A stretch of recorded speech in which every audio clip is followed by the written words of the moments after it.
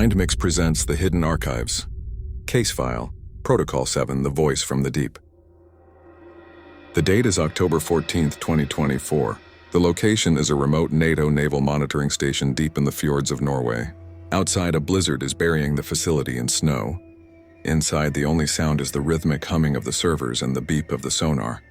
A young operator, bored with his night shift, suddenly notices a spike on his screen. It isn't a whale and it isn't a glitch. It is a deliberate rhythmic signal coming from the depths of the Arctic Ocean. A distress signal, an SOS. He puts on his headphones and chills run down his spine. The frequency being used is ancient. A specific low-band military frequency that hasn't been used since the height of the Cold War. When the computer finally decodes the unique identification number of the vessel, the room goes silent. The signal is coming from the K-222 Voron, a Soviet nuclear submarine that officially sank with all hands on board in 1968. The commander stares at the screen in disbelief. How can a ship that has been crushed by the immense pressure of the ocean floor for over 50 years suddenly start asking for help? And why is the signal getting stronger? To understand the sheer terror of this situation, we must go back in time. The Voron wasn't just any submarine. It was a prototype, a ghost of the ocean, designed for deep-sea stealth missions that didn't officially exist.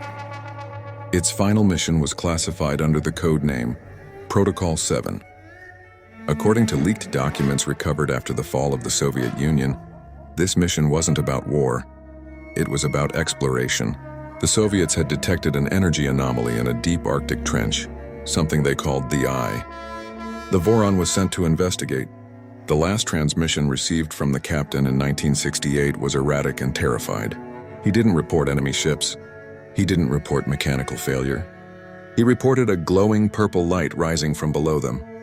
Then the radio turned into static white noise. The Voron vanished from all radars. No wreckage was ever found. No bodies were recovered. It was as if the ocean simply erased it from existence until today. Back in the present day, the NATO base scrambled a response. They deployed a state-of-the-art unmanned drone to the coordinates of the signal. The depth was extreme, 4,000 meters.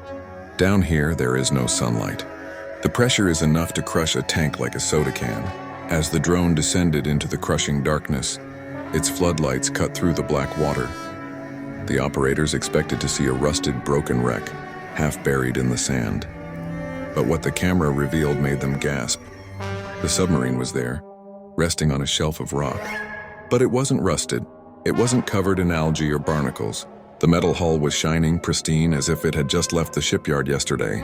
But the most terrifying detail wasn't the condition of the ship. It was the bridge. Through the thick, reinforced glass of the command tower, the drone captured a faint light. The lights inside the submarine were on. The drone operator moved the camera closer to the portholes, trying to see inside. The video feed was grainy, but the shapes were undeniable. There were crew members inside the bridge. They weren't skeletons. They weren't floating corpses. They were men in 1960s Soviet naval uniforms, and they were moving. But something was wrong with their movement. They were running frantically, mouths open in a scream, shouting orders. But they were moving in extreme slow motion, like flies trapped in amber. A simple wave of a hand took 10 seconds. Physics tells us that intense gravity, like near a black hole, can dilate time, but there are no black holes on Earth. So what kind of anomaly was surrounding the Voron? Inside that hull, 50 years hadn't passed. To them, the year was still 1968. They were trapped in a single moment of panic forever. The drone managed to connect to the submarine's external data port using a magnetic link. It began downloading the last audio logs from the captain's recorder. Most of the files were corrupted by radiation, but one segment was crystal clear. It wasn't a standard military report.